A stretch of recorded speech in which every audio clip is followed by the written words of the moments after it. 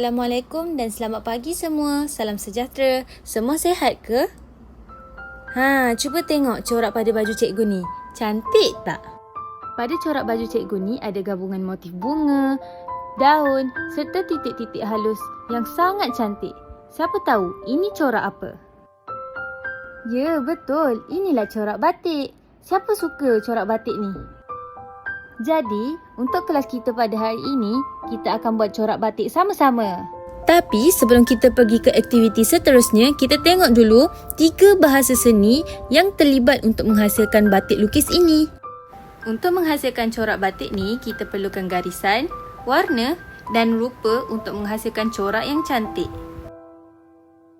Rupalah yang akan menjadi penegasan untuk corak batik kita. Sebelum kita hasilkan karya batik kita, kita tengok dulu bahan dan alat apa yang sesuai untuk kita hasilkan corak batik lukis ini. Kita boleh gunakan marker, kertas, pensel, krayon atau oil pastel, lilin batang dan juga warna air berserta berus. Baiklah, semua dah ready kan? Jom kita mula menghasilkan corak batik kita. Sekarang jom kita pergi tengok ke proses penghasilan melukis batik. Jom. Bagi menghasilkan corak batik ni kita perlu kertas dan juga pensel. Untuk corak batik pula kita akan buat corak batik macam ni. Yang pertama, kita lukiskan dulu motif flora yang kita pilih pada kertas yang telah disediakan menggunakan pensel. Kemudian, setelah selesai, kita ambil pula lilin batang atau oil pastel atau krayon, lalu tekapkan pada motif yang telah kita lukiskan tadi. Hujung lilin batang ni kita potong sikit supaya lebih tajam. Jadi lebih senanglah untuk kita lukis lepas ni. Okey, sekarang kita tekapkan guna lilin batang. Kemudian awak ambil pula oil pastel lalu tekapkan pada bahagian bunga yang masih berbaki. Kemudian untuk proses mewarna kita perlukan watercolor. Awak letakkan warna tu pada atas palette ataupun kalau tak ada awak boleh guna pinggan plastik sahaja. Okey, seterusnya ambil berus dan juga kita perlukan air. Okey, mula-mula awak basahkan dulu berus dengan air. Okey, awak dah boleh mula mewarna pada corak batik yang ada.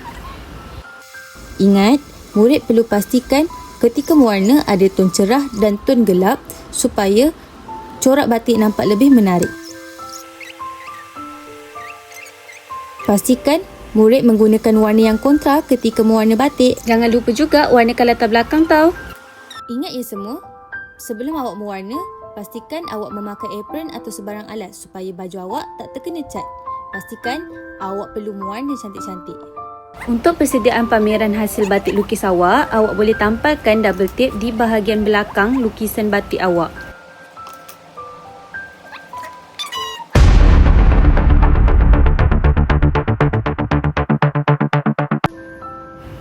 Tada! Inilah hasil batik lukis kita tadi. Tampalkan pada dinding. Kemudian settle. Bye! Tengoklah ni. Cantik kan kalau dipamerkan? Baiklah, cikgu rasa semua dah faham. Sekiranya ada apa-apa soalan atau bantuan, sila angkat tangan. Selamat berjaya semua. Bye!